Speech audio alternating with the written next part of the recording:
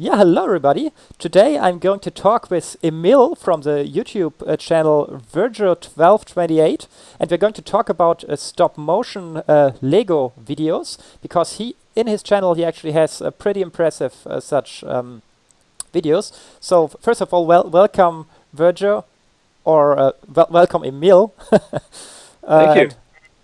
and thank you for taking the time for this interview. Yeah, my pleasure. Of course. Okay, so on your YouTube channel, you have pretty impressive Lego stop motion videos. And to just give our audience here some numbers, for example, you've got this amazing zombie movie with I think over 3.8 million views that it just got in over the course of 1 year. So this is quite a number. And maybe we start with just taking a look at some scene of this movie, such that people get an idea what we are talking about. Last Halloween came the virus, spreading like wildfire. People died. But then they came back.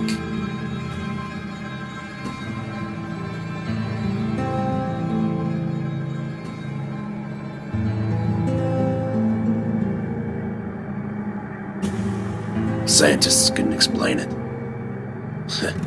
How could they? I mean, biologically, it's impossible. That's why I set out to where it all began.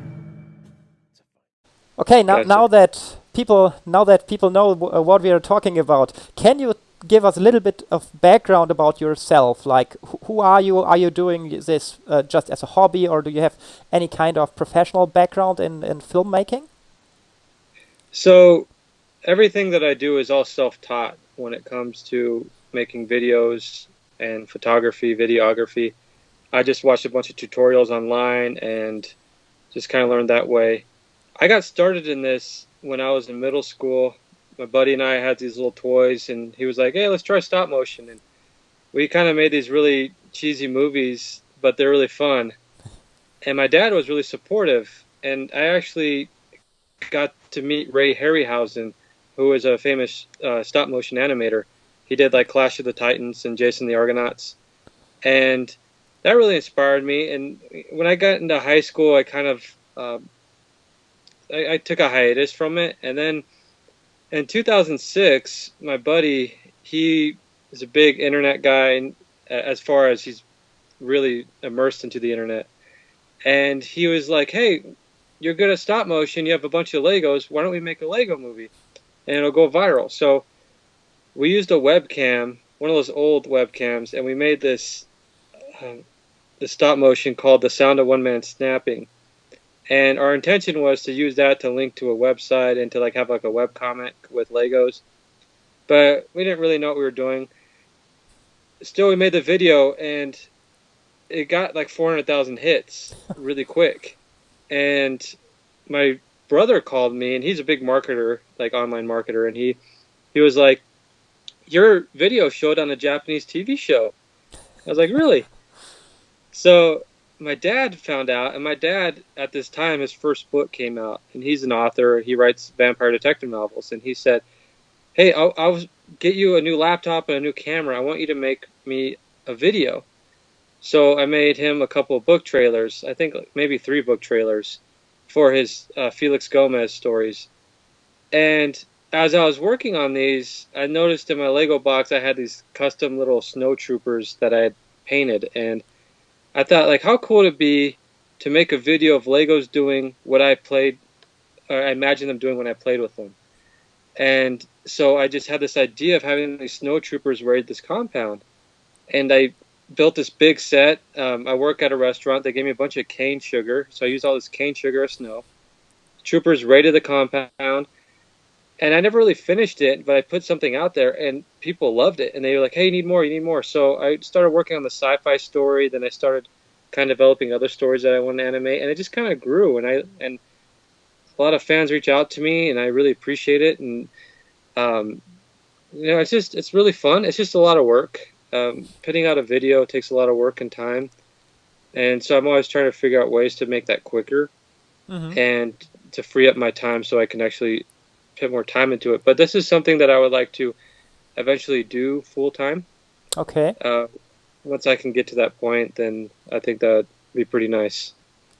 Okay. Wow. So you already mentioned this, that it takes a lot of time actually, and you figured out ways to make it a bit quicker. So can you give us an overview over your workflow? Because I guess you really gained, as you describe it now, quite a lot of experience. And so, what are your steps from the first concept, from the first idea to the finished movie? So like, do you start working with storyboards, or do you straight start filming, or and also like after filming, what happens? What kind of post production do you do, and stuff like this? Yeah. So that snow movie that I made turned out to be the first episode in a sci-fi series I'm doing. So I've written out the story and I've kind of broken it up in episodes. I'm about to finish the 5th episode, and I think I got up to episode 10 kind of written out. I do loose storyboards where I'm not much of an artist when it comes to drawing, but I'll sketch something, and I'll take a lot of notes, and I'll write down what scene I need, so what I'll need to build as far as a set goes, and how I'd want it to look. As like, is there something in the background? The 5th episode I'm finishing, there's an airport, and there's going to be like planes and stuff in the background. It's going to be a huge airfield that I'm going to be working with. As far as like other movies that I work on that are independent of that series, my fans call it the Frozen Terror series. But independent of that, I come up with an idea, like the Lego Zombie movie, and I just, I have this idea, I kind of write it out, and I work it out, and I say, I kind of animate it scene by scene, and I decide, like, after I watch it and I put it together, like, if what I want after that scene will work or not, or if I move on to a different scene or change it. Sometimes it hits me on the spot. I'm like animating, oh, what'd be really cool is if we go through this kind of scene right now. And then I work with that too. As far as post-production, I basically do everything in After Effects. I have a bunch of images I shoot with a DSLR, so my images are huge, and I plug them all into After Effects. I sequence them. I do 15 frames a second because Legos are really small, and I use After Effects to sequence them, and then I just resize the composition, and then I do all my lighting effects and everything. Sound effects a little different.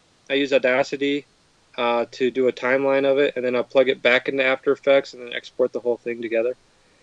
And sometimes I do Photoshop because I got to sometimes tweak some of the images as far as like if I'm having a character do a flip and I have something hold them up and I don't want it there, I'll go in Photoshop and I'll delete it out and then just make it look like he's actually up in the air. Or add shadows too. That's another big thing. Got to add some shadows so it looks like he's actually in the air and not just cut out. Okay, and this is something you would rather do in Photoshop than in After Effects, although it's like on a moving result at the end. Yeah, it's easier in Photoshop to cut things out like that because I need to create that shadow, and it's a lot easier to do that in Photoshop. I can mask out things really well in After Effects, but Photoshop will really make the image look exactly the way I want it to, so I can just import that in the sequence of the image. So okay, that's my procedure for post.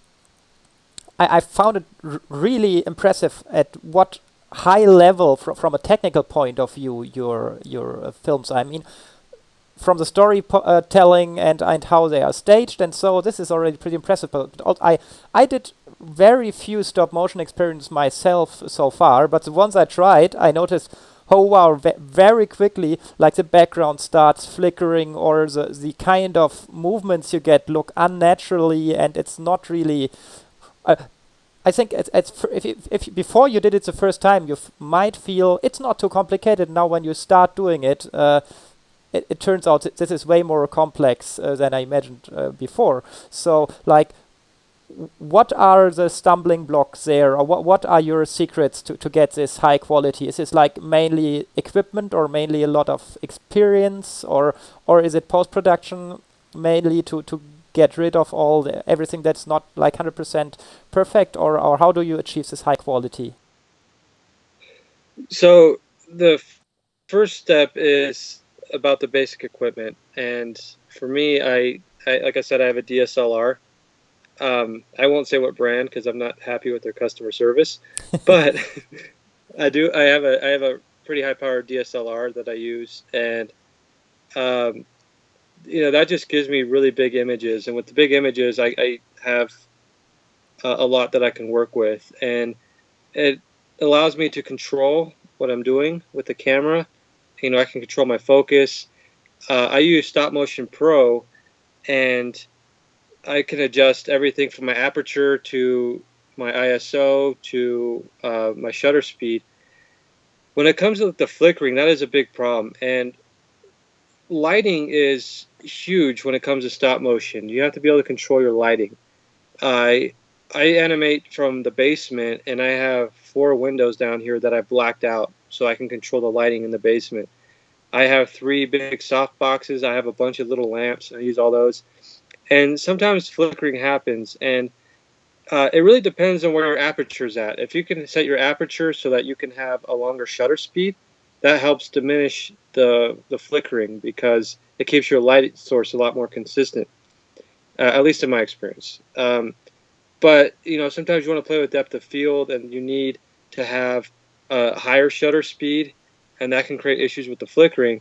So sometimes I just have to sit there and wait for the camera to kind of set and to because if I'm animating in front of it, my hand's changing the lighting, it's changing the shadows and everything, and I move my hand, the camera has to readjust for that.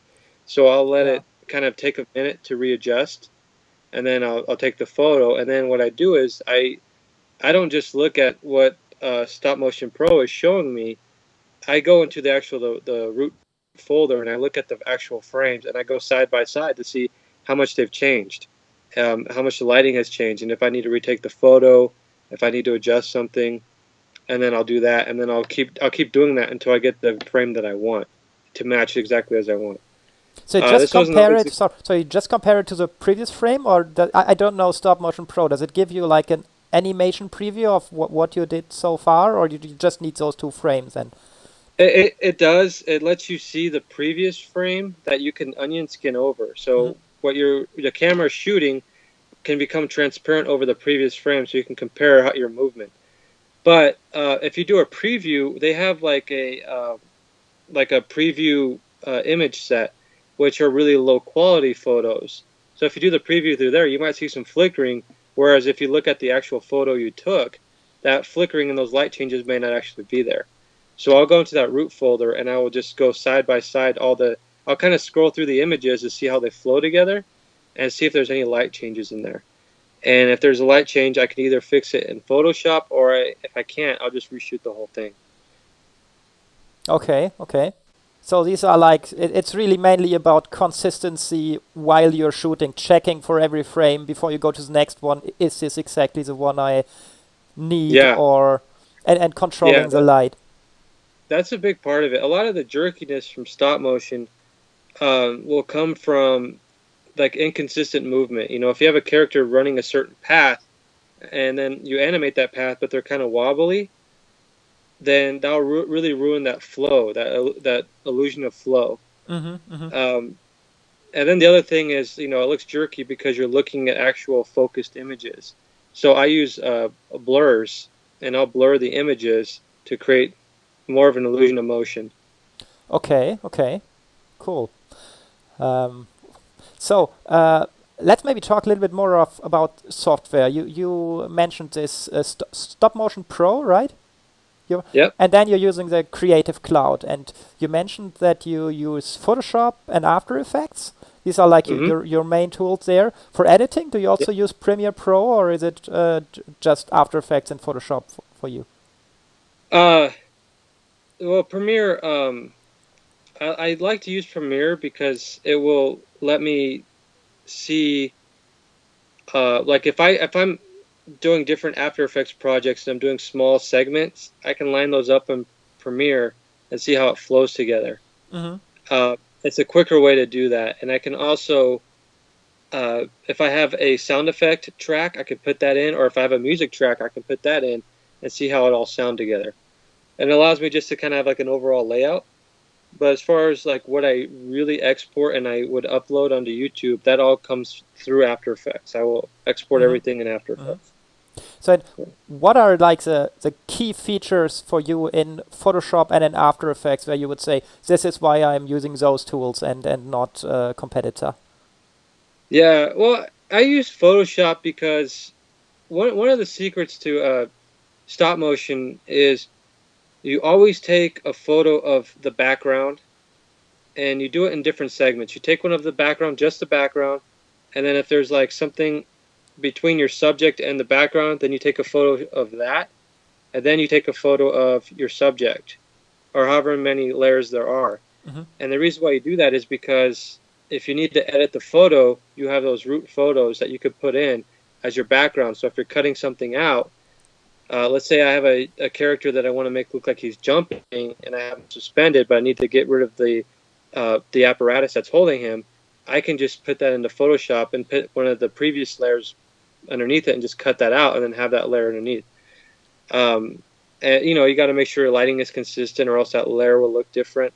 So you're just keeping everything consistent, and so that's what I use Photoshop for. I used to use it to like make blood effects. Like I would have like a red spray paint thing for like a couple of images. I do all that stuff in After Effects now. So for me, big things about After Effects are um, the motion blur. I can't remember Mm-hmm. what it's called. There's a motion blur software. There's the optic flares. I use those sometimes. Mm-hmm. And then the Lip Sync Pro, which I've recently discovered, which has been a huge time saver for me. Just doing animations like mouth movements has just been so tedious. So those are three big ones for me. And just being able to sequence my images into a short video, setting my frame rate, being able to set up larger compositions with these smaller compositions, being able to line up sounds and things like that. Mm-hmm. Uh, it's just After Effects has just been really useful, and for me as a video maker, yeah. Yeah. So you quickly mentioned already our auto lip sync plugin that I actually developed, and um, so the Bob Ross video you did recently is actually the first one where you used our auto lip sync extension Yeah, for After Effects, right? So yep. so that our audience here knows what we are talking about, maybe let's quickly take a look at the beginning of this Bob Ross clip here. Hi, I'm glad to see you again today. Thought today we'd do something a little bit different. Maybe back here we'll take some yellows, and I'll get into some greens, dark green here. Now then, let's get crazy.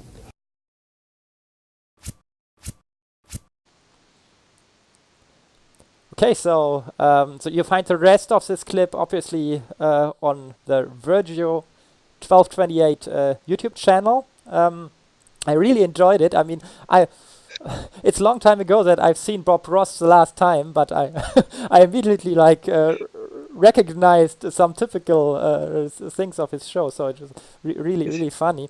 But now concerning the auto lip sync, so you told me before before this interview when we spoke that you did other lip sync attempts before without our auto lip sync. So for me, hmm obviously, it's always interesting, like, what was the difference? What was your experience before that, and what change meant auto lip sync for you? And also, like, are you going to use it for your future projects? Yes. So here's the reason why I like auto lip sync is because I would have to go through frame by frame, and I would have to scrub the voice track to see what phoneme was being expressed on that particular frame, go through, and I'd have to keyframe that phoneme in for every one. So if I had a 3 minute or a 3 second voice track, that's 45 frames that I have to set the phonemes to. and it took so long, and then you have to like preview it, and then if it doesn't look right, you have to figure out what doesn't look right and change it, and then just kind of fix it. And then the other thing too is, just because that took so much time, I want it to be quicker. And it just like, I hear about this software that's like text to speak and stuff, and I'm like, if there's software out there that can pick up what you're saying, there has to be like lip sync software out there that does it. And so I looked it up, and I was trying to find stuff, and then I hear things about big shows like The Simpsons or Family Guy, and how they send their stuff away to China, and then it comes back really fast. And I'm thinking, okay, what software they use? And there's no information that I could find about it. So I was trying to figure that out. And then I would find out other software, but it was mainly for 3D models, like for people who made video games or like 3D avatars, which I don't do. Everything I do is 2D. Because I just take 2D photos. I'll use 3D objects every now and again. Like I have a 3D bullet in this movie I'm working on now, and I had like helicopters in my Harry Potter movie. But when my characters talk, it's very 2D. And the other thing too is like it's not just enough for me to like put on like different Lego mouths. For me, I wanted them to actually look like they talked. So I would move their jaw while they were talk. So if their mouth was open, I'd liquefy their jaw to look more open, because it just looked more natural to me that way. And yeah, they're a toy. Like, how can you say it's natural? But it looked better to me. Mm-hmm. And one of the other things that I experimented with, and it was really funny, is my sister, and I'm really thankful for her. When I was working on my Harry Potter movie, I really wanted to make it quick. So what I did is I had my voice actors' lines repeating, and my sister would learn the mouth movements for it. And we painted her face green and did black lipstick, and we had her mouth the movements. I took those out and I put those over the characters, and it was fun and everything, but it really didn't save me that much time, and it is still a lot of work and getting like the keying right on it. But then when I just did more research, I found auto lip sync, and I saw your promotional video for it. And I was like, okay, I want to give this a try. So I downloaded the trial, and I did a couple of tests with it, and I was like, wow, okay, this warps the mouth the way that I want it to. It warps the jaw. Like, it makes it look like they're actually talking, and it does it in a few seconds. And it was just really incredibly easy for me to use. So I just like decided I'd write to you and say, hey, I love your software, and I would love to just use it. And so I did that Bob Ross video, and I love the way it looked. I got a lot of great feedback from it. It doesn't have very many views right now, but it's just released a few days ago. So yeah. Everyone that I know that has seen it has been really impressed by it. And the auto lip sync really, like, even though they were bad audio clips because it was PBS. Bad audio clips of Bob Ross, it still picked it up, and it still made the proper mouth movements, and it did it really quick, and it just saved me a ton of time. All I really had to do was animate and then sequence the layers and plug in the effect and have his mouth move, and that was it. And just super simple. Cool. This is really good to hear. It's really encouraging for me. So maybe one more question concerning the lip sync, and this is like it sounded like you made different attempts already to create a talking mouth. And for me, I would have assumed somehow that for a Lego movie, this is not really necessary. It's like in a Lego movie, everything is pretty reduced, simple, and like the characters have no real facial expression, anything. But it seems like for the lip sync, it also from an artistic perspective or storytelling perspective, it makes a difference for you? Or why did you put so much effort in getting this right? Because, so Lego, like the Lego movie, all that stuff is CGI, and they try to make it look like stop motion, but you can tell because like the way their heads move, like a Lego head can't move that way. I wish they could. They can't. Their arms don't move that way. I developed an arm kit that I'm working on that can allow you to pose the Lego arms to different positions. But for me, it was like I wanted to pretend like I could create what I imagined my Legos were when I was a kid. Mm-hmm.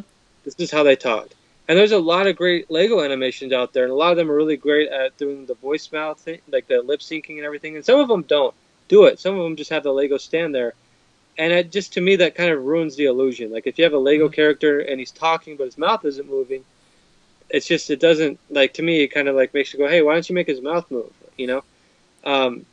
And I wanted to look like Legos were actually real. Like, this is what people really look like, and this is how their world worked. Their mouths had to move this way for them to talk. And I wanted just to create that as far as my animations go. Okay, wow. I guess after people or everybody who followed so far must have got the impression, wow, this is all a pretty complex thing to create such a Lego movie. If people nevertheless want to start doing this, yeah. So what can you recommend them? What's the best way to get started creating such stop motion videos? What are the things they should do? What's the right approach? What are pitfalls that they should definitely avoid to make Okay. to get people? Just a few tips to get people started more easily. So what I would suggest is, if you are a PC user, to download Monkey Jam. That's the first software I used, and it's completely free. It works with the webcam. I don't know what the resolution is. I shot at the highest resolution. This is what I used to film my first Frozen Terror, my second and third Frozen Terror. I think maybe even my fourth Frozen Terror. So I would suggest, yeah, use Monkey Jam. It's free. It's great for what it does, especially for free software. And get a good high quality camera and try to get into a space that you can control your lighting. A lot of the times I had to film at night because I had a lot of windows. I'd have a way to black them out. So I would film at night where I could control the light, and then when the sun started to come up, I would just kind of shut down for the night and then come back to it. So be able to control your light, and also, don't be afraid of making a mistake. If you're working on a video and then you see something like flicker or your character's kind of out of motion, just kind of take that as a learning experience. Okay, now I know. Just work on getting better as you go. How to make your characters look more smooth, and experiment. Right? How does a Lego character run? Experiment. Experiment at 12 frames a second. Experiment at 15 frames a second. Experiment at 24 frames a second. Like, how does your character run? I found that 15 works best for what I want to do and what I want to create, especially since I'm able to do the motion blur. But I would say just work on that, and just try to find a way to sequence your images. I mean, I know a lot of younger kids probably aren't able to afford After Effects, but I would say, if you can get After Effects and you want to be into making videos, After Effects is a great investment for that. But if you try to find a software, I'm not sure what there is, I'm sure there's something that can sequence your images for you at the frame rate that you want. And then just, you can use something as simple as Windows Movie Maker. As far as Mac goes, I'm not sure. I know that there is like a free software for Mac. I've heard about it. I don't have a Mac, so I can't. There's iMovie, I recommend. think, included in every macOS installation. I'm not sure whether it's also in the new. I'm also Yeah. like 100% After Effects and Premiere Pro, but Yeah. yes. Yeah. So, but I would say, if you want to get into it, just get into it. It's a great hobby. It's a great storytelling, and that's the other big aspect. So, one of the things that bothers me is, like, there's a lot of great animations out there, but they really lack story. As a filmmaker, especially here in Denver, Colorado, I go to a lot of film screenings of different shows, and there's a lot of great filmmakers, and there's a lot of filmmakers with a big budget who don't know how to tell a story. And I got a bachelor's degree in writing, and my dad's a writer, and so I've kind of studied the art of storytelling. And for me, that's the biggest part, right? Like, I would rather see bad animation with a good story than good animation with no story at all. Yeah. Like, it's like I would rather watch a bootleg version of The Big Lebowski than to watch a Michael Bay film.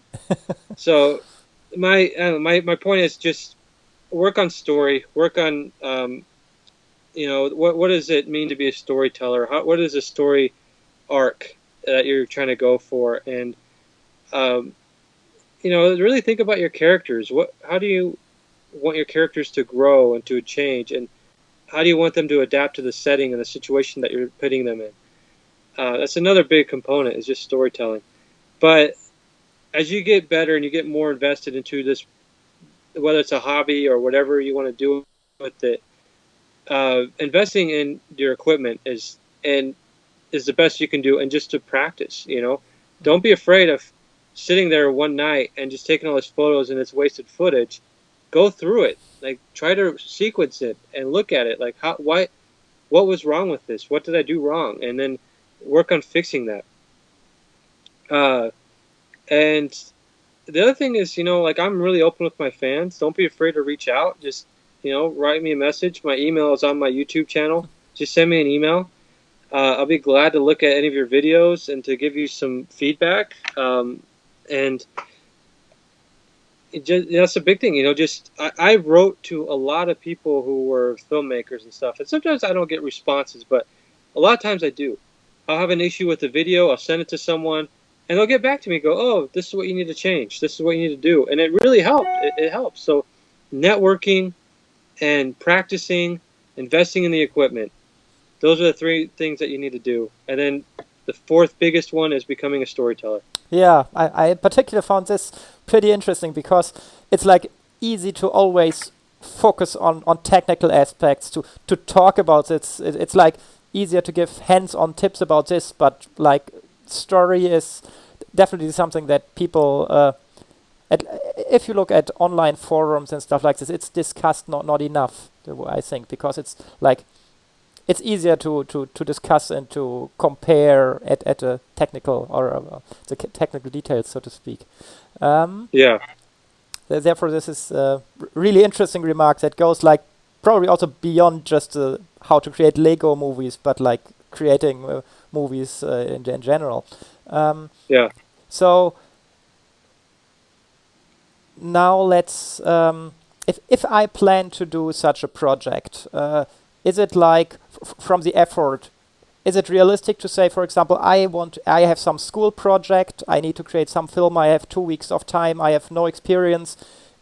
Will I be able to pull off something? Obviously not at the level of quality that you produce, but do you think this is realistic at all? Or do you say, if you want to start this, it doesn't make sense if you don't plan, like, I'm really going to make this a hobby that I invest a lot of time in, and it will take like half a year until I get my first movie I dare to show anybody else?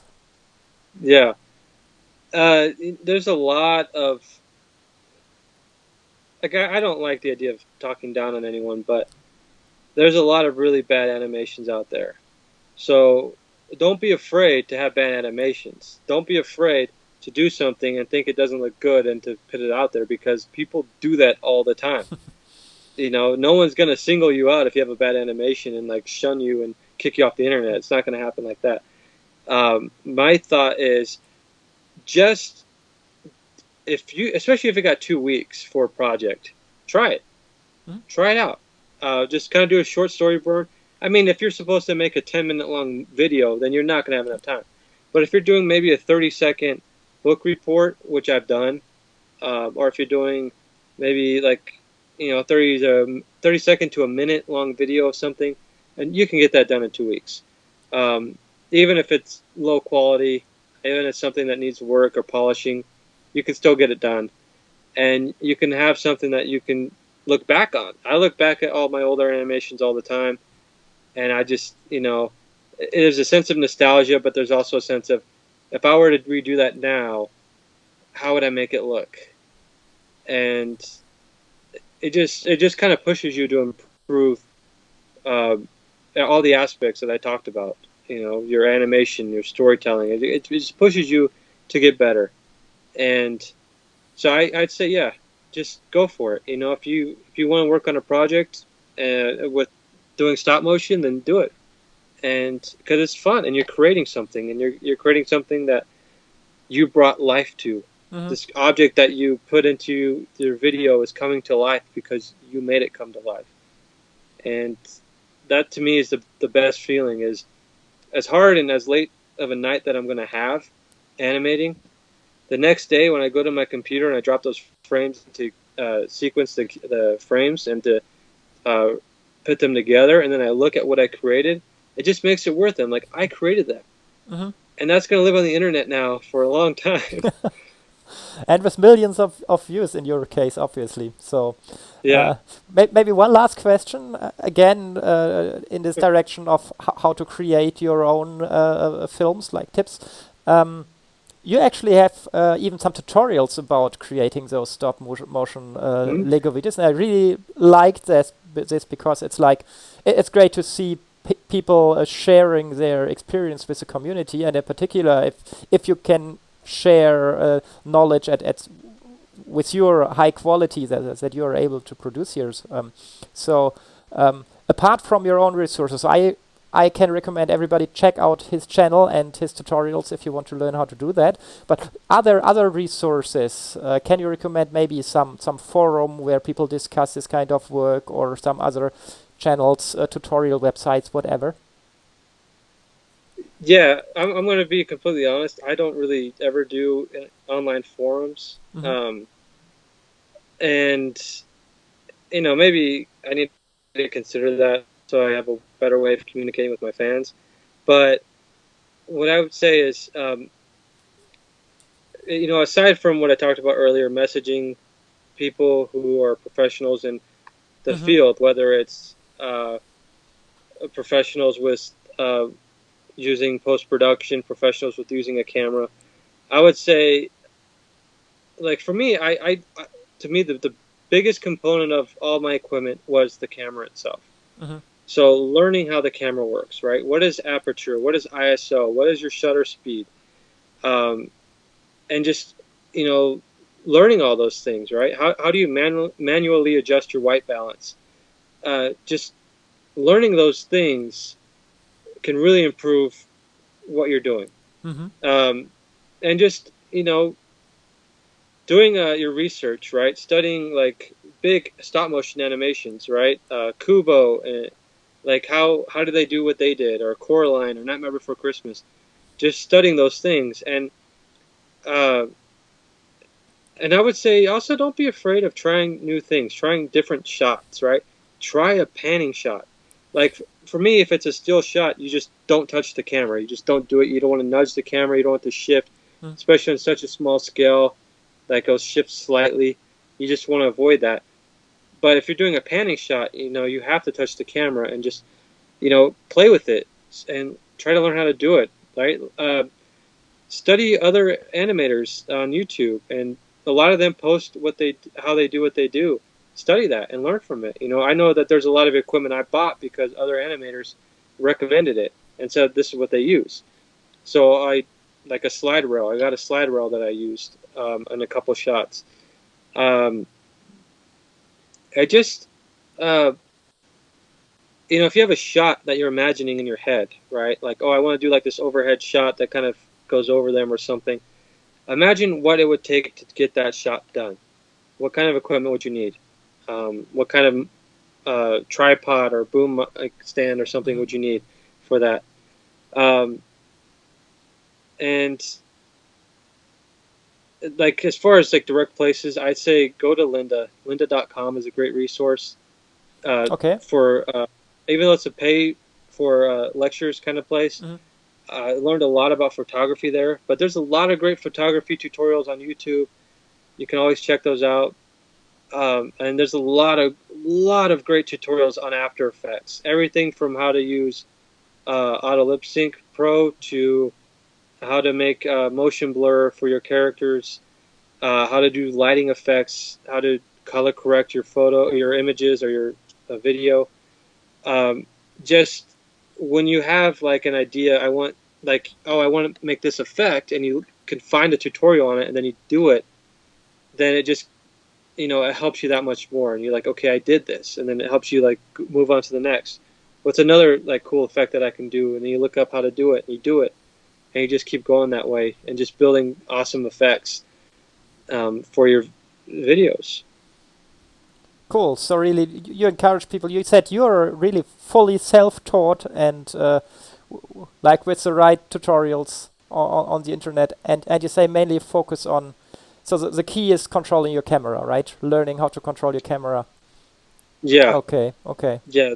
Cool. It's a big one. Wow. So thank you so much. This was really a lot of information in a short amount of time. I'm really happy that we could do this interview. So me too.